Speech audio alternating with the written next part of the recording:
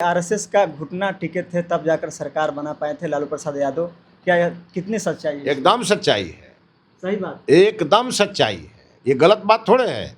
क्यों नहीं कल तेजस्वी यादव इस बात का खंडन किए कि नहीं गए थे? जिस तरह से उनका कहना है कि हम आरएसएस और बीजेपी से कभी समझौता नहीं किया, अगर किए होते तो अब उनके समझौता करने के लिए लगा कौन है? आज तक कभी आरएसएस या बीजेपी गई है क्या उनके दरवाजे? अरे लालू जी तो खुद आशीर्वाद लेने भाजपा में आए थे, कैलाश जी का आशीर्वाद लिए, तब जाकर के वो बिहार के पहले मुख्यमंत्री बने थे। हमारे साथ बीजेपी विधायक मिथिलेश तिवारी जी हैं, बातचीत करेंगे। सम्राट चौधरी को लेकर कहा जा रहा है कि सम्राट चौधरी तो लालू जी के पाठशाला से निकल कर आए हैं, तब जाकर आज मुख्यमंत्री बने हैं।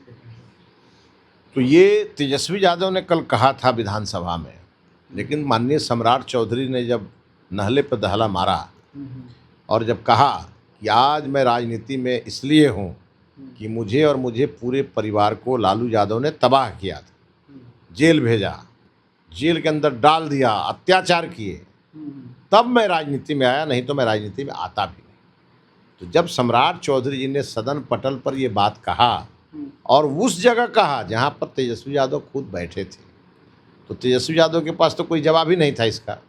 इसका मतलब ये है कि न लालू यादव की कोई पाठशाला थी, न लालू यादव की कोई पाठशाला है। लेकिन उन्हीं के लालू यादव एक दल चलाते थे, उसी दल को, एक गिरोह कहिए, मैं दल नहीं कहूँगा उसको, दल की भी सीमाएं होती हैं, एक गिरोह चलाते थे और वही गिरोह अब तेजस्वी यादव चला रहे हैं। और कुछ ना कुछ तो कमियां हैं इन लोगों में, ये लोग नहीं समझ रहे हैं, नहीं तो क्यों भाग का कोई भी व्यक्ति दल छोड़ के जाता। लेकिन आप सोचिए, ये भारतीय जनता पार्टी की पाठशाला कैसी है कि कोई व्यक्ति 8 वर्ष में सीएम तक पहुंच जाता है। ये तो भारतीय जनता पार्टी के स्कूल का कमाल है। लेकिन उन्हीं जिसमें क्षमता होगी, जिसमें क्षमता होगी, जो बिहार के विषय को समझेगा, भारतीय जनता पार्टी को समझेगा, सबका साथ सबका विकास के मंत्र को लेके चलेगा, नेशन फर्स्ट उसके मन में रहेगा, वो बीजेपी में आके बीजेपी को पाकर सर्वश्रेष्ठ कुर्सी पर चला जाएगा। लेकिन उन्हीं के सरकार में, राबड़ी देवी के सरकार में तो सम्राट चौधरी पहली बार मंत्री बने थे। अच्छा, आप एक चीज़ बताइए, सम्राट चौधरी जी को वो लोग ऐसे ही मंत्री बना दिए होंगे क्या? उनका कोई वजूद नहीं था। उनके पिताजी इतने बड़े नेता थे बिहार में, लालू जी को जरूरत थी तो बनाए, लेकिन सम्राट जी छोड़ के क्यों भागे? आखिर उनको छोड़ के क्यों भागे? आखिर लालू यादव ने माफ़ी क्यों मांगा आके पटना में? लालू यादव जो शख्सियत का नाम है, वो कभी माफ़ी मांगने वाले थे? लेकिन उन्होंने आके माफ़ी क्यों मांगा सार्वजनिक रूप से? क्योंकि लालू यादव ने गलत बयानी किया था। लेकिन फिर भी कहा जा रहा है कि लालू प्रसाद यादव जी के पास उन्हें जाकर आशीर्वाद लेना चाहिए, क्योंकि अरे लालू जी तो खुद आशीर्वाद लेने भाजपा में आए थे, कैलाश जी का आशीर्वाद लिए, तब जाकर के वो बिहार के पहले मुख्यमंत्री बने थे।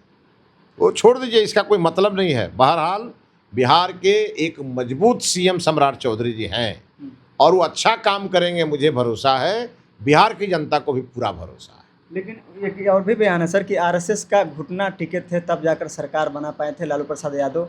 क्या यह कितनी सच्चाई है? एकदम सच्चाई है, सही बात। एकदम सच्चाई है। ये गलत बात थोड़े है।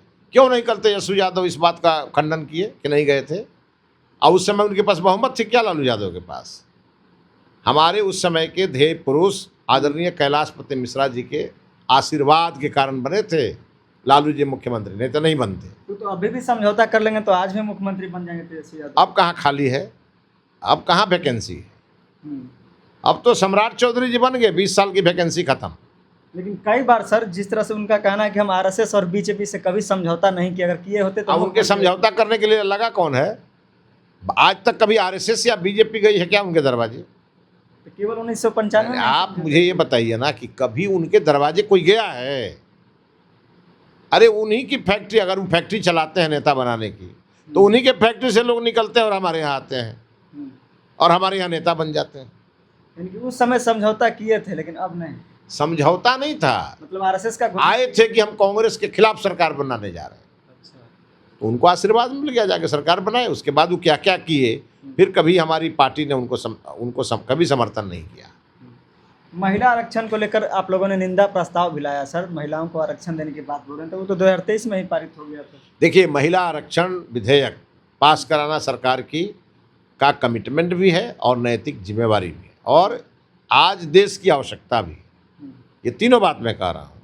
और इसीलिए इस बार पार्लियामेंट में जब सीटें कम थी और हम नहीं पास करा पाए पार्लियामेंट सेशन से, तो हमारी पार्टी इसको लेके जनता की अदालत में गई है और जनता का जागरण हम करेंगे और आज नहीं कल एक ऐसा माहौल बनेगा और हर हाल में महिला आरक्षण विधेयक पारित होगा। विपक्ष तो साफ तौर पे कह रहे कि हम 33 नहीं 50% आरक्षण देना चाहते हैं महिलाओं को, लेकिन उसमें आप डिलिमिटेशन को जोड़ रहे हैं, तब कहाँ से समर्थन करेंगे? हम लोग के यहाँ कहावत है कि एक आदमी के गन्ना के खेत में गन्ना कट रहा था, एक आदमी आया तो कहा कि एक टुकी गन्ना दे दीजिए।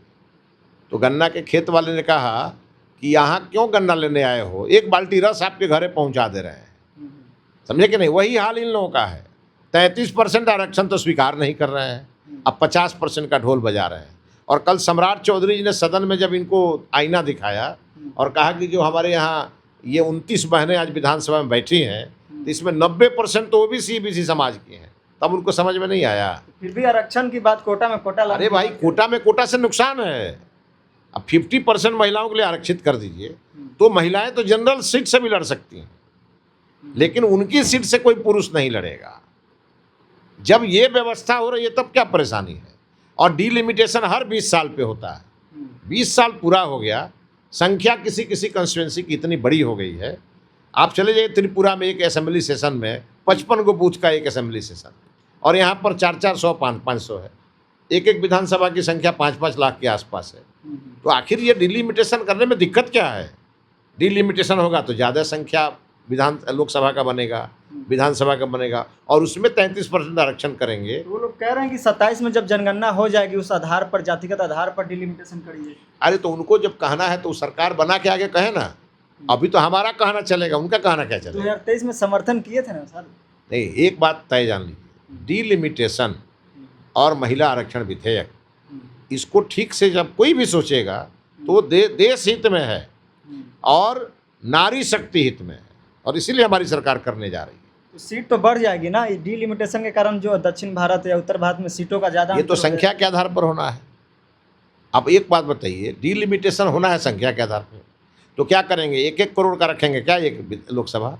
तो फिर नेता कैसे जनता के संपर्क में जाएगा? तो दक्षिण भारत के जो राज्य है उन लोगों का कहना है कि हमने जनसंख्या पर नियंत्रण कर लिया, लेकिन इसका परिणाम हमें सीटें घटा कर दिया। नहीं, गलत बात है, इसका कोई मतलब नहीं है, और इसको दक्षिण और उत्तर की लड़ाई के रूप में नहीं दिखाना है। हमारे यही मुद्दा बना है। विपक्ष को छोड़ दीजिए। विपक्ष ऐसा विपक्ष है, संस्कारहीन विपक्ष है कि क्या बोलना चाहिए और क्या नहीं बोलना चाहिए इसका भी इन लोगों को ज्ञान नहीं है।